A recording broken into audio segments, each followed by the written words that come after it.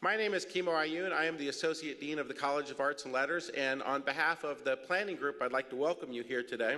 Dr. Scott Swail, he's the President and CEO of the Educational Policy Institute, a nonprofit, non-governmental organization dedicated to policy-based research on an educational opportunity for all students, as well as President of EPI International, an international research firm. During his doctoral program at George Washington University, he developed the geometric framework for understanding how students and institutions move towards their mutual and individual goals. This model is used widely around the world for strategic planning in higher education. He has also published extensively in national journals and publications. And when I want to know how extensive it is, it's only true if it exists on the internet. So I went to the internet.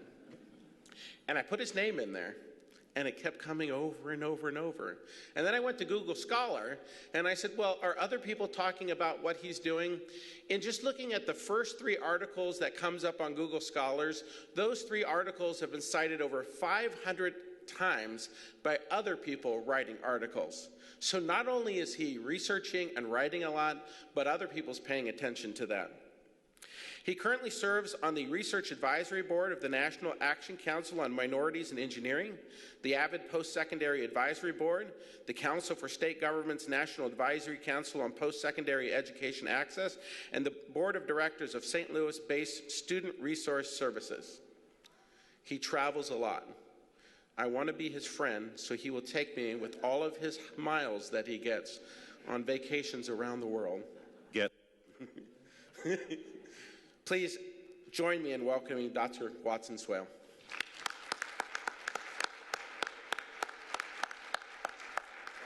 Thank you very much. And I'm not going to force you guys to stay up there until later. I always love what I was joking before that whenever the bio is read, first of all, I go home with a much inflated ego. But I like to tell people that that's the best fiction I've ever written. I do fly a lot. That isn't always as nice as it sounds. And it took me 13 hours to get here yesterday. We were just saying that I could have flown to Paris and been there in a shorter period of time. And I know my arms, I was going to say that one. My arms are tired, yeah. But it's a pleasure to be here. I would like to keep this as informal as possible, so I'm just going to walk around just to keep the camera people dizzy. Yeah, you're laughing now. And if there are questions during, that's okay. I've got a roll of slides, but I'd like to tell you a little about who I am. That was a great intro, so thank you very much. I'm a former school teacher, and if you haven't figured it out yet, you will soon. I've still got a funny accent. Where am I from? I'm from Canada. Okay, so just if you're going, you'll stop listening to what I say and going, where is he from? Yeah. So I'm from North, but I've lived down here for an awful long time. I'm one of those stories that I came down for grad school and never left. They call that brain drain, but I think it depends on which side of the equation you're on. I think Canada dodged a bullet.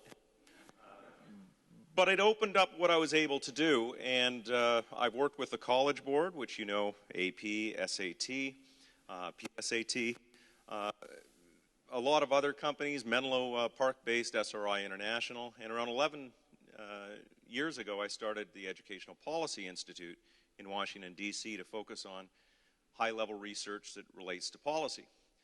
Specifically, I focus mostly on issues of college access, affordability, and of course student retention. Now before I launch into this unbelievable slideshow, I mean, it's phenomenal, at least for me. I noticed that this is on everyone's table, and it's a really nice little sort of setup of what you guys have here at Sacramento State. And I'm just looking through it, and now if I was a student here, I'm looking, you guys have the badminton club. I love badminton. You have the ski and snowboard club. I'm totally there. You have the bass fishing club. Okay, I'm not doing that one. And of course, being who I am, the ice hockey club. Now, I thought it was really interesting, although the juxtaposition of the two, Brewery Appreciation Society. And then if you really do well at that, you can jump down and join the University Mothers Against Drunk Driving. So there's something for everyone here at Sacramento State. So I can't believe that there's possibly some issues with student graduation here. The truth is, there is everywhere. And that's for a lot of reasons. We'll talk about some of them today. We only have so much time, but we will try and get into a lot of these issues. And I'm going to show you some data, but understand that in the big picture, we let a lot more people into higher education now than we ever have.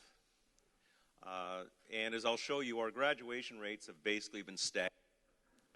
That can be a negative or a plus. We want to graduate more than we do, but we're letting a much more diverse audience in, and we still have the same graduation level. So there actually is a positive to that. But my mantra here is that, and I'll say it now instead of later, is that if we were any other industry, we'd be shut down. Okay? For the failure rate we have. Okay? We want to talk success rate, but it's very hard not to look at the other aspect of it. Now, we aren't any other business. We aren't any other industry. We're very, very different, and we understand that. The tough part is trying to let politicians and taxpayers understand that we're a very different industry, and there's reasons why we have 50% graduation rates, or, at Sacramento State, 41% graduation rates. It's a challenge. So let me start off with there, and just because I know you're sitting there with bated breath, okay, I'm going to give you all my concluding thoughts right at the start, and then I'm going to back them up. All right? So let's see what we have here. 10 rules of engagement. I've got around 3 or 4 slides here of some takeaways, and I know that these are going to be made available later for people as well. As well will be the video that you'll just want to watch over and over again. The first one, student success is not that complex or difficult to understand. It is hard to do. But the first part isn't hard, okay? We know why students leave, and we know what it takes to help them succeed.